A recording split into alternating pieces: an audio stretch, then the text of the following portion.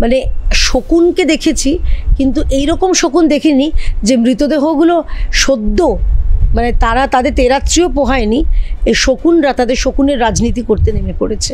কতদিন মার খাবে মানুষ? ভারতীয় জনতা পার্টির কর্মীরা তারা কতদিন পড়ে পড়ে মার খাবে? এবার একটা মারতে এলে চারটে পাল্টা খাবে, এইটুকু একদম জেনে বলে দিচ্ছি। ওখানকার যিনি সাংসদ অভিষেক বন্দ্যোপাধ্যায়, তিনি আজ কোথায়? তিনি তো বলেছিলেন যে কপালে লক্ষ্য করে গুলি করতে হবে তাদের যারা কিনে সরকারি সম্পত্তি ভাঙচুর করে। আজকে অভিষেক বন্দ্যোপাধ্যায় কপাল খুঁজে পাচ্ছেন না। এই সরকার তাদের মদত দেয়, এই সরকার তাদের দুধের গাই বলেছেন, এই সরকার বলেছে যে তাদের জন্য সব ছুট। সম্ভবত এই আশ্বাস তারা পেয়েছেন। আসলে এটাই তো তৃণমূল। একজন বলেন মালাই চাকি গুড়িয়ে দেবো, হাত পা ভেঙে দেবো, এটাই তো তৃণমূল কংগ্রেস। আমরা দেখলাম যে আহমেদাবাদে যে বিমান দুর্ঘটনা ঘটলো সেখানে বারবারই কিন্তু বিরোধীরা কেন্দ্রীয় সরকারকে দায়ী করছে। বারবারই বলা হচ্ছে যে এর আগেও আমরা দেখেছি কুম্ভ মেলার যে অ্যাক্সিডেন্ট, সেই অ্যাক্সিডেন্ট, বিভিন্ন জায়গায় ট্রেন অ্যাক্সিডেন্ট, তারপর আবার বিমান দুর্ঘটনা। মানে আমি কারা এরা, কোন বিরোধী আমাকে নাম বলবেন? আমি তৃণমূল কংগ্রেস অবশ্যই তৃণমূল কংগ্রেস তাই ভাবি। মানে যাদের অস্তিত্ব পশ্চিমবঙ্গের বাইরে নেই তারা তো কোন আকাট মুখ্যগুলো এরকম বলছে? তাদেরকে একটু বলুন না, 1996 সালে যখন ব্যাঙ্গালোরে ভয়াবহ দুর্ঘটনা হয়েছিল, খুব সম্ভবত আমি এটা বার করে রেখেছি, 349 জনের মৃত্যু হয়েছিল। সেটা কি তাহলে কার দোষ? ব্যাঙ্গালোরে 2010 সালে এয়ার ইন্ডিয়া এক্সপ্রেস বোধহয় ছিল, খুব ভুল না করলে, হ্যাঁ সেটা ফ্লাইট ছিল 812 ব্যাঙ্গালোরে ইন্টারন্যাশনাল এয়ারপোর্ট কর্ণাটকে, সেখানে 158 জনের মৃত্যু হয়েছিল। 2010 মানে কংগ্রেসের সরকার, এবং সেই সময় মমতা বন্দ্যোপাধ্যায় সেই সরকারে ছিলেন এবং কর্ণাটকে সেই সময় হয়েছিল। সেটা কার দোষ ছিল? মানে এই রকম অদ্ভুত কথা। তাহলে বলতে হয় এই পশ্চিমবঙ্গে এই যে বড় বাজারে যে আগুন লাগলো, এতগুলো মানুষ মারা গেলেন, তাহলে সেটা কার দোষ? তাহলে মমতা বন্দ্যোপাধ্যায়ের দোষ। এই যে চিন্নাস্বামী স্টেডিয়ামে আমরা দেখলাম যে পদপিষ্টের ঘটনা, যদি কুম্ভমেলাতে মোদিজির গাফিলতি থাকে বা তার ভুল হয়, তাহলে চিন্নাস্বামী স্টেডিয়ামে কার ভুল? গান্ধী পরিবারের ভুল? কংগ্রেসের ভুল? মানে শকুনকে দেখেছি, কিন্তু এইরকম শকুন দেখিনি যে মৃতদেহগুলো সদ্য মানে তারা তাদের তেরাত্রিও পোহায়নি, এই শকুনরা তাদের শকুনের রাজনীতি করতে নেমে পড়েছে। মৃত্যু অত্যন্ত দুর্ভাগ্যজনক যে ঘটনা ঘটেছে। এই ঘটনার মানে এত মর্মান্তিক, বিশেষ করে যে ছবিগুলো দেখছি সোশ্যাল মিডিয়া দেখা বন্ধ করে দিয়েছি আমি, খুব কষ্ট হচ্ছে আসলে।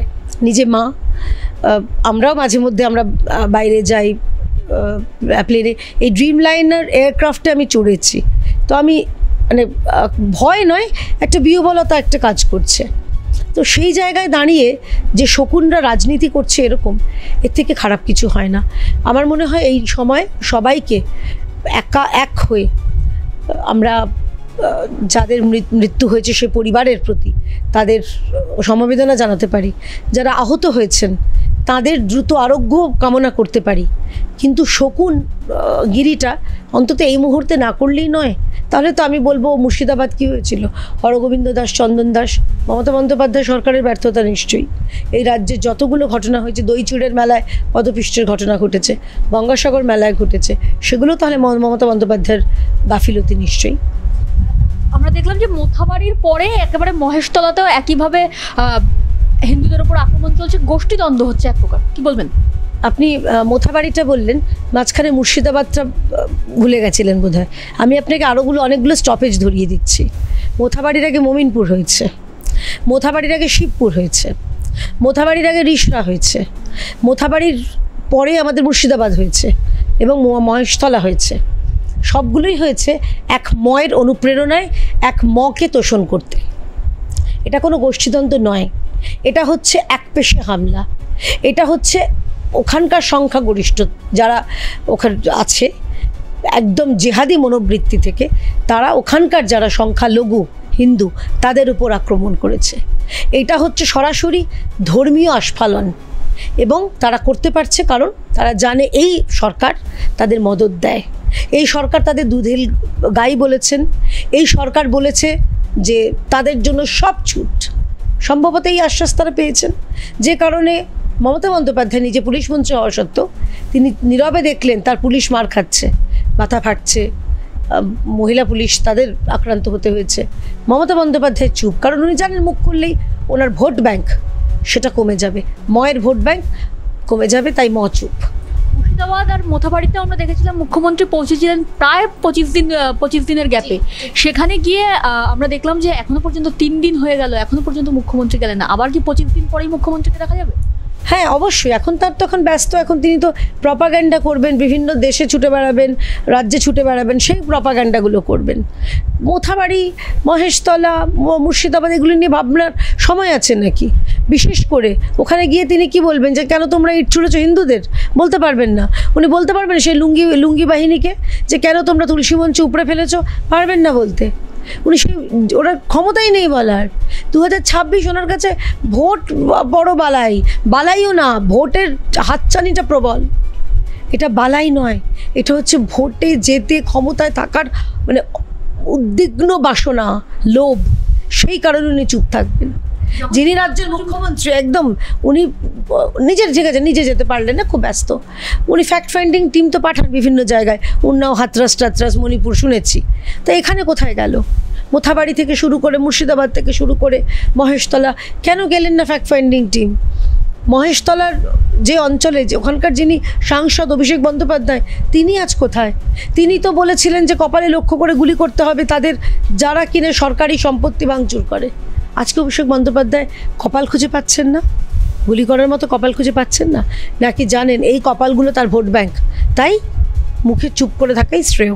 সুকান্ত মজুমদার যখন তার টিম নিয়ে পৌঁছলেন তখন সুকান্ত মজুমদার এক প্রকার গ্রেপ্তার হলেন, কিন্তু সেখানে দাঁড়িয়ে পুলিশ সুকান্ত মজুমদারকে তুলে নিতে পারছে, কিন্তু যারা জেহাদ করছে তাদেরকে এখানে তুলতে পারছে না।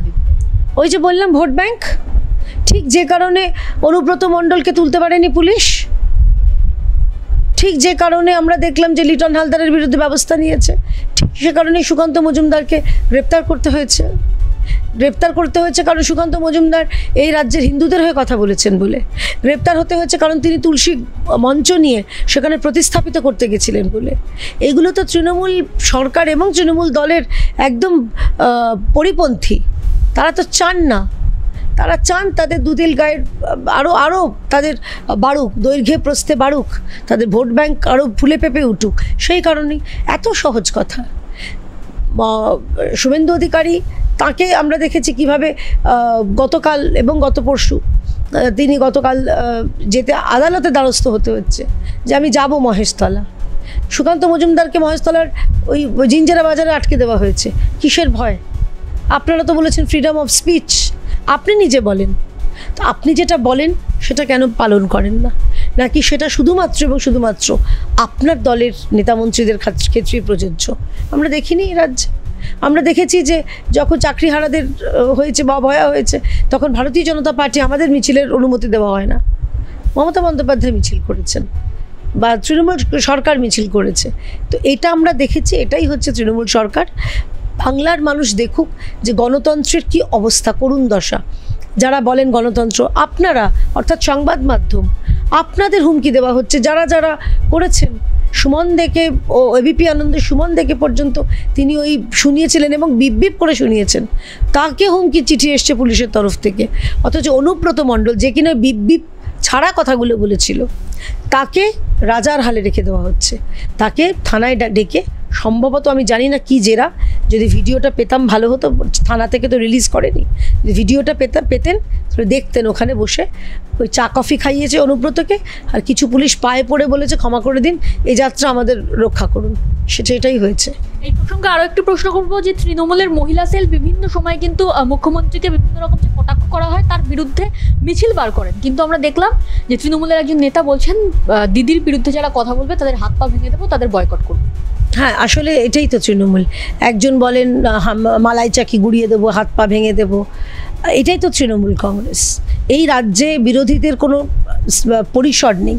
ভারতীয় জনতা পার্টির আমাদের 200-র উপর কর্মীকে খুন করেছে এই দল, তো এটা এরা বলছে। কিন্তু এবারে আমরা বলছি যে প্রতিবাদ করেছি এতদিন, প্রতিরোধ করেছি, দরকারে প্রতিশোধও করব। পড়ে তো মার খাওয়া যায় না, বলুন কতদিন মার খাবে মানুষ? ভারতীয় জনতা পার্টির কর্মীরা তারা কতদিন পড়ে মার খাবে? এবার একটা মারতে এলে 4টে পাল্টা খাবে, এটুকু একদম বলে দিচ্ছি, অন ক্যামেরা বলে দিচ্ছি। শ্বেতা খানের ঘটনা আমরা দেখলাম সোদপুরে একেবারে পুলিশের নাকের ডগায় বসে শ্বেতা খান এবং তার ছেলে যে বিজনেস করছিল এক তরুণীকে এতদিন ধরে আটকে রাখা, যেখানে মুখ্যমন্ত্রী মমতা বন্দ্যোপাধ্যায় নিজে মহিলা হয়ে বলেন যে রাজ্যের বুকে মহিলাদের সুরক্ষা আছে, সেখানে দাঁড়িয়ে এই ঘটনা সোদপুরে একেবারে থানার সামনে। এটা হচ্ছে আদর্শ মামাটি মানুষের মডেল, যে রাজ্যে প্রতিনিয়ত মা অর্থাৎ নারী জাতিকে মানে তাদের অপমানিত হতে হচ্ছে, তাদের লাঞ্ছিত হতে হচ্ছে, তাদের শ্লীলতাহানি শিকার হতে হচ্ছে। এই আরিয়ান খান, শ্বেতা খান, তারা এই এতদিন ধরে এই ব্যবসা চালাচ্ছিলেন, পুলিশ টের পায়নি। পুলিশ টের পায়নি যে পার্থবাবুর বান্ধবীর ফ্ল্যাটে কোটি কোটি টাকা লুকিয়ে আছে, পুলিশ টের পায়নি। পুলিশ টের পায় না যে বিভিন্ন সময় বিভিন্ন তৃণমূল নেতার বাড়িতে এত মজুদ থাকে বোম মশলা, যেগুলো মাঝে মধ্যে বিস্ফোরণ হয়, তৃণমূল নেতাদের মৃত্যুও পর্যন্ত হয়, পুলিশ টের পায় না। পুলিশ খালি টের পায় কোথায় বিজেপি মিছিল করবে, কোথায় সোশ্যাল মিডিয়ায় কে পোস্ট করলো, কোথায় ওই শর্মিলা পানওয়ালি বলে বাচ্চা মেয়ে, শর্মিষ্ঠা পানওয়ালি বলে বাচ্চা মেয়েটা, তাকে গুরুগ্রাম থেকে গ্রেপ্তার করতে হবে, অথচ ওয়াজাহাত খানকে পুলিশ খুঁজে পায় না।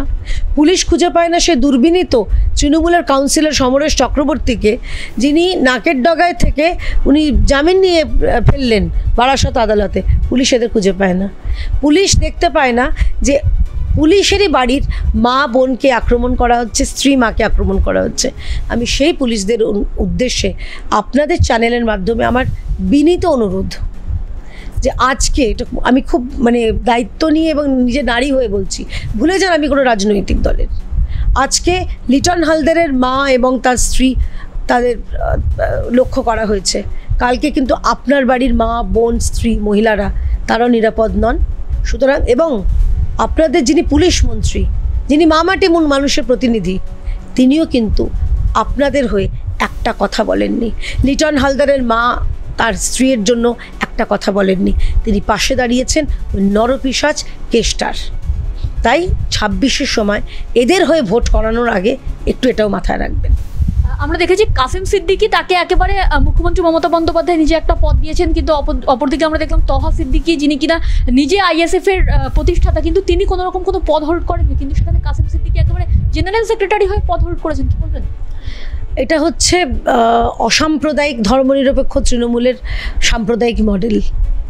এই দলে কাসিম সিদ্দিকীর মতন একজন পীরজাদা, ধর্মীয় প্রতিষ্ঠান, তাকে রাজনৈতিক পদ দেওয়া হয়। এই রাজ্যে আমরা দেখেছি অসাম্প্রদায়িক তৃণমূলের আরেক মডেল সিদ্দিকুল্লাহ চৌধুরী, তিনি একটি ধর্মীয় প্রতিষ্ঠানের পশ্চিমবঙ্গের সভাপতি, জামিয়াতে উলামায়ে হিন্দ, তাকে রাজ্যের মন্ত্রী করা হয়েছে। পদ শুধু নয়, তাকে টিকিট দেওয়া হয়েছে, বিধায়ক করা হয়েছে, রাজ্যের মন্ত্রী করা হয়েছে। আর এরাই বলেন বিজেপি নাকি অসাম্প্রদায়িক। যারা এই রাজ্যে ওবিসি মানে তালিকার অন্তরালে 80% বেশি তার প্রিয় দুধেল গাইতে ঢুকিয়ে দিয়েছে ঘুরপথে, তারা হচ্ছে অসাম্প্রদায়িক। আর বিজেপি সাম্প্রদায়িক। যে বিজেপি 3 তালাক থেকে শুরু করে বিভিন্ন মহিলা ইস্যুতে তারা মুসলিম মা বোনদের পাশে ছিল, এই বিজেপি যে কিনা এপিজে আব্দুল কালামের মতন ওই রকম সায়েন্টিস্টকে আমরা রাষ্ট্রপতি করেছিলাম, ভারতীয় জনতা পার্টি তথা এনডিএ সরকার করেছিল, এরা করেনি। তাই কারা সাম্প্রদায়িক এবং কারা অসাম্প্রদায়িক রাজ্যের মানুষের এবার এটা বোঝা উচিত। জেগে ঘুমোবেন না, আমি অনুরোধ করছি, জেগে ঘুমোবেন না, কারণ কালকে হচ্ছে মহেশতলা তুলসী মঞ্চ, আগামীকাল আপনারটা হতে পারে। একেবারে শেষ প্রশ্ন করব, আমরা দেখলাম মহুয়া মৈত্র, তিনি কিছুদিন আগে বিবাহ বন্ধনে আবদ্ধ হয়েছেন, কিন্তু তার জন্য তৃণমূল কংগ্রেসের এক কর্মী তিনি আত্মহত্যা করলেন। কি বলবেন? দেখুন না, একটা পুরনো প্রবাদ আছে না যে যখন রোম পুড়ছিল নিরো নাকি বেহালা বাজাচ্ছিল। মহুয়া মৈত্র বিয়ে করেছেন, নতুন জীবন, তাকে শুভেচ্ছা অবশ্যই জানাবো। প্রত্যেকটা মানুষেরই নিজের জীবন বা জীবন সঙ্গী বাছার তার স্বাধীনতা আছে, তার জীবনের ভালো থাকার অধিকার আছে। কিন্তু ওই যে ভদ্রলোক, তার যে মৃত্যুটা এবং তার মৃত্যুটা যাদের কারণে তারা হচ্ছে মহুয়া মৈত্র ডানহাত। তিনি ওই তার শেষ ভিডিওতে বলেই গেছিলেন যে এরা অনেক শক্তিশালী, মহুয়া মৈত্রকে জানিয়েও লাভ হয়নি। তাই মৃত্যুর ওপরে হর্ষোল্লাস তৃণমূলই পারে। আমরা আগেও দেখেছি, যখন আপনার মনে আছে মালবাজারে যখন হরপা বান এসেছিল, সেই সময় মমতা বন্দ্যোপাধ্যায় এইখানে দক্ষিণবঙ্গে উনি কার্নিভাল খেলছিলেন। তাই মৃত্যুর ওপর হর্ষোল্লাস এটা অত্যন্ত কষ্টের। আর এরা যখন ওই অনেক কিছু ওই প্রপাগ্যান্ডা চড়ায় না, তখন আমার এদের জন্য খালি একরাশ করুণাই হয়। ঘৃণা বলবো না, ঘৃণাটা এদের জন্য মানে এরা ডিজার্ভই করে না ঘৃণার, করুণাই হয়। কারণ আঞ্চলিক দল তো দুদিন বাদ তাসের দেশের মতন বা তাসের ঘরের মতো পড়ে যাবে, তাই এখন করুণাটাই ভালো। বারবার হাইকোর্টে গিয়ে আমরা দেখছি রাজ্য সরকার দুগালে থাপ্পড় খাচ্ছে দুবেলা, কি বলবেন? তো যার যা কপাল, দেখুন যা থাপ্পড় খাওয়ার কপাল, কাজ করলে থাপ্পড়ই খাবে, তাদের তো আর ফুলমালা দিয়ে বরণ করবে না, থাপ্পড় খাওয়ার কপাল এদের। আমি অনুরোধ করব যে এইবার এই যে ভাতা দেওয়ার নাম করে যেটা চেষ্টা করেছিলেন মমতা বন্দ্যোপাধ্যায় নিজেকে মসিহা প্রমাণ করার জন্য, সেটাতেও বাধা পেয়েছেন। আমরা দেখেছি এই শর্মিষ্ঠার ক্ষেত্রে সেখানেও বাধা পেয়েছেন। আমরা দেখেছি ভারতীয় জনতা পার্টিকে আটকানোর ক্ষেত্রে অনেক চেষ্টা করেছেন। শুভেন্দু অধিকারীকে বিভিন্ন জায়গায় যেতে না দেওয়ার ক্ষেত্রেও তারা চেষ্টা করেছিলেন, বাধা পেয়েছেন। ডিএর ক্ষেত্রেও তারা থাপ্পড় খেয়েছেন। তো যাদের থাপ্পড় খাওয়ার কপাল তা থাপ্পড়ই খাবে।